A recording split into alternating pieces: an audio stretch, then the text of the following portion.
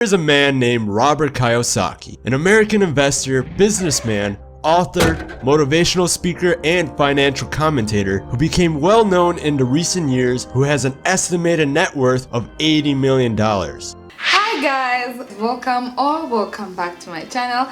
My name is Olly Nkirote. In case you're new here and if you're not, consider subscribing if you haven't. Anyway, thank you guys for clicking on this video. Today I'm going to share with you guys things that I've learned from the book Rich Dad Poor Dad. And before I go too far, you can check out the audiobook on this link.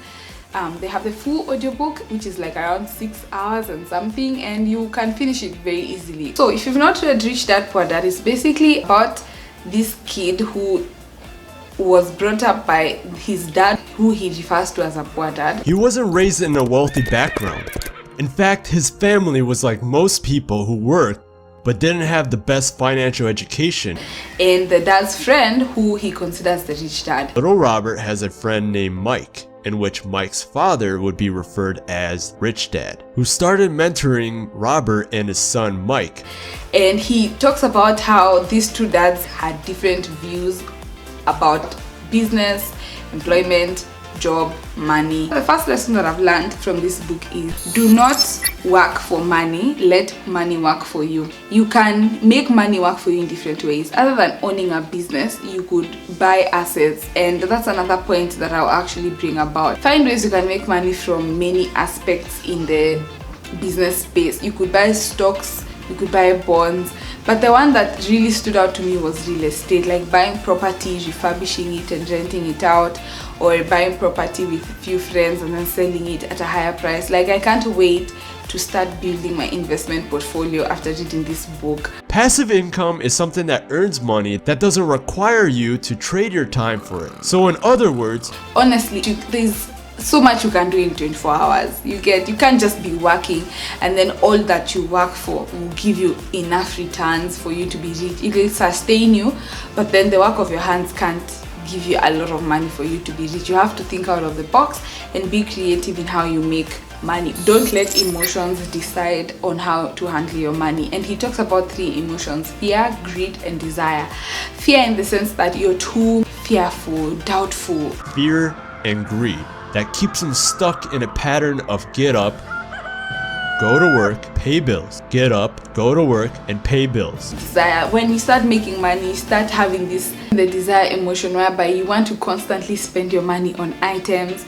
You know, you want to buy the latest car, you want to buy the latest what, keeping up with the Joneses. And again, this is something I've actually read from so many books. Back and now I'm like, Olly, if you get money and then you make this mistake and you've read it so many times, you really have to be able to come out of your emotions and think out of it. Desire, some call it greed, is a second reason why people also work for money. They desire money for the joy that they think it could buy.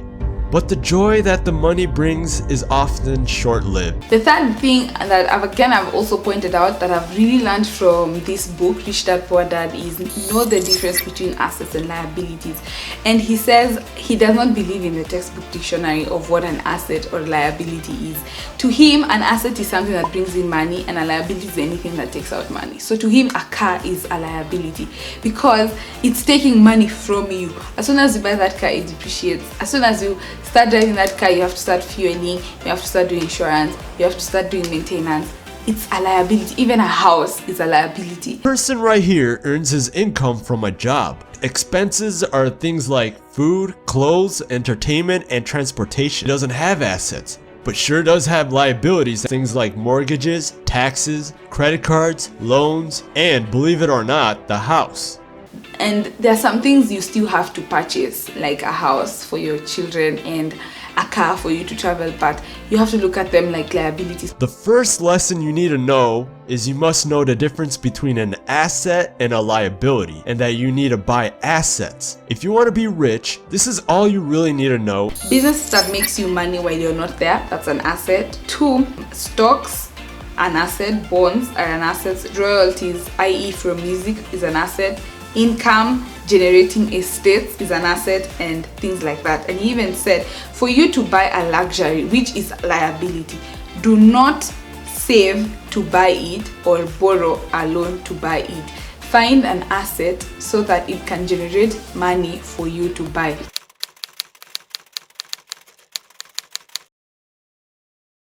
Do not save to buy it or borrow a loan to buy it. Find an asset so that it can generate money for you to buy. And I thought about it and I was like, that's true. Most of us actually, as we grow older, you want a car, you don't have enough money, you get a loan, finance half of it, then now you start paying the other half. And he said this will even make you resent the car in the long run. And that's why you see some people, even when the car just gets a scratch, it's like you've killed them because they know the pain they went through to buy that car, and that's not how it's meant to be. Rich. Instead of looking to earn more money from their normal job as the only source of income, they buy and own assets that brings money into their pockets as a form of passive income. So he was saying, find an asset that can generate you money to buy those liabilities. Passive income is something that earns money that doesn't require you to trade your time for it. So in other words, you would be earning money even as you're sleeping. Give an example of the wife. The wife wanted a new Mercedes. What the wife did, she had like, let's say $300,000. She looked for a simple estate, gave herself like an extra 3 months for it to bring money after they got someone to rent it. And as soon as it started making money, she saved now for her Mercedes. That's what he was trying to say. Don't just use the 300,000 to buy a car. Maybe put it on an asset that can make you money, and then now by using that money you buy a car. I hope I make sense. The 4 financial intelligence skills you need to be successful in business. And one, he was like accounting. Accounting is the ability to read numbers, and not just in your business, even at home, how you're tracking your expenses, how you're spending, where your money goes to. That's one skill that you need to know of investing. It's the science or the art of making money. As in, I think investing is actually the skill I love and I want to learn. Whereby when you're walking down the street, you see opportunities. You can tell that this is a house that if I bought it, refurbished it, if I did this at this time, I can sell it for higher. You walk in an estate, you see some land, people are thinking, your land haina potential. You can see the opportunities, and that's investing. That's a skill. Understanding the market. Again, the market, you really can't run from it. The demand and supply of things. There are places whereby if you bought land like 10 years ago, now people are making a killing. Because remember, like there's land here around Kasarani before the bypass was built. You guys, land was going for like 90k 10 years ago.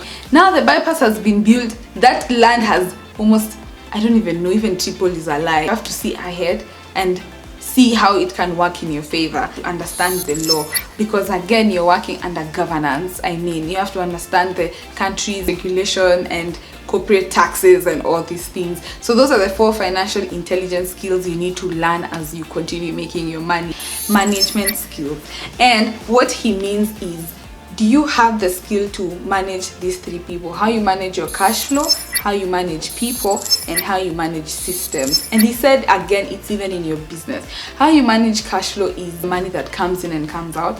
Managing people is literally from your employee to your customers to your workers, everyone. And managing systems is not the synergy of all those things combined. Want to be a good leader in business, even in your home, it's how you're going to be able to manage those 3 things. Skills people should be learning to successfully run their businesses. His first skill for personal success is sales and marketing, because once you learn this skill, you're able to communicate to another human being the vitality of your product. Communication skills. And he says once you now know the art of selling, you also synergize that with these 3 following skills: writing, speaking, and negotiating. And I totally believe, because writing is the art of copywriting, the art of convincing someone through writing to buy your product. Negotiating, because you have to negotiate either lower prices for your raw materials or higher prices for your customers to pay. And even speaking in terms of investors, how can you be able to speak articulately? I highly suggest that if you're trying to do anything in 2020, try learn these skills and try put these skills in your vision board or in your notebook, that you would try learn them either from YouTube or books that can help you either increase your skill in negotiating, communications, in marketing, and all that. My last final lessons that I learned from this book: make daily choices.